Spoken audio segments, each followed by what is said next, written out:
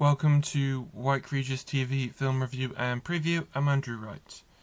This week, Minions and Monsters arrived in cinemas. The film is the third installment in the Minions prequel series and the seventh overall installment in the Despicable Me series.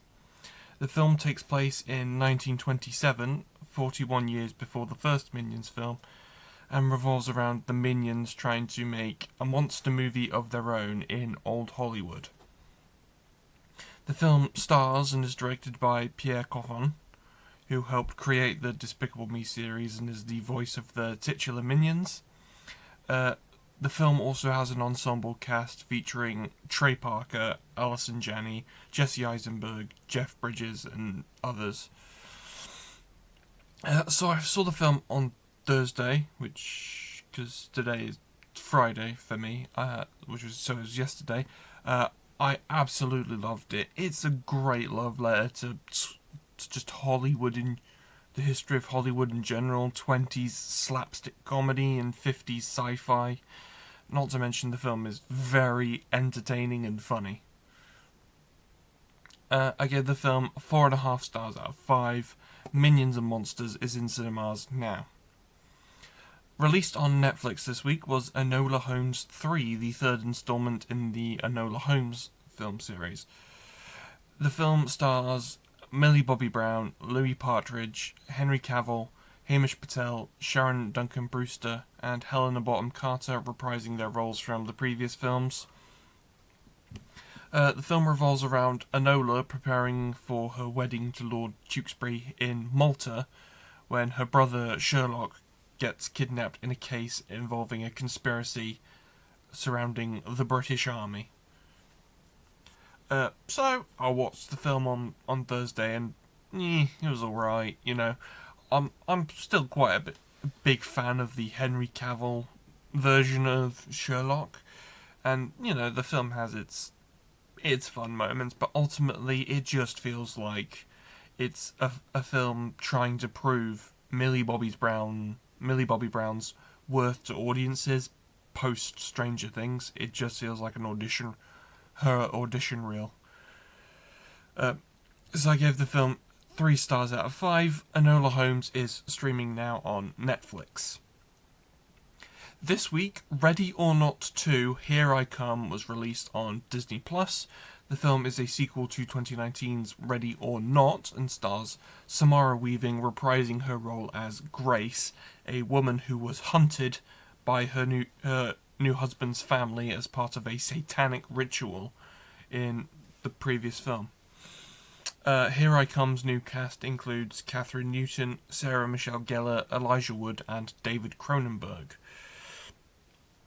This new film takes place immediately after the events of the previous film and revolves around Grace having to protect her estranged sister whilst they are being hunted by 5 elite families in a new satanic ritual. So I watched the film on Disney Plus on Thursday, and I just watched the first film on Wednesday, so it's all still pretty fresh. And I really liked it. I thought that, Weaving, Newton, Wood, and Cronenberg, they were great. The writing was good, and I'm not really a fan of gore a lot of the time, but I was really much a fan of how the gore in this film didn't feel over the top, and I've been, such a big fan of the directors. They did Scream 5, Scream 6, Abigail. From this show, I'm really big fans of those films, and I'm just really big fans of the directors in general. I gave the film 4.5 stars out of 5.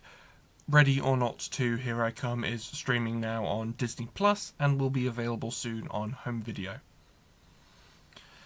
Last weekend, I saw Toy Story 5 in cinemas. The film is the 5th main film in the Toy Story series and stars Tom Hanks, Tim Allen, and Joan Cusack, among others reprising their roles whilst being joined by other actors such as Greta Lee and Conan O'Brien.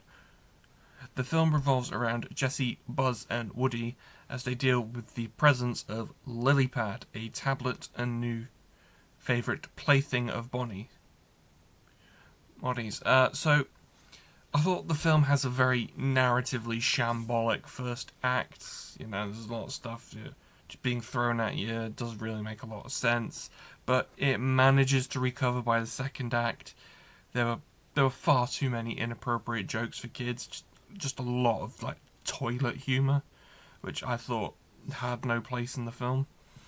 And I don't believe that Tom Hanks and Woody were really needed for the film. I didn't think they needed to be in the film. But I ended up enjoying it. I ended up enjoying the film, and I've really found the film's, social commentary and just emotional scenes just, profound and moving. I gave the film 4 stars out of 5. Toy Story 5 is in cinemas now.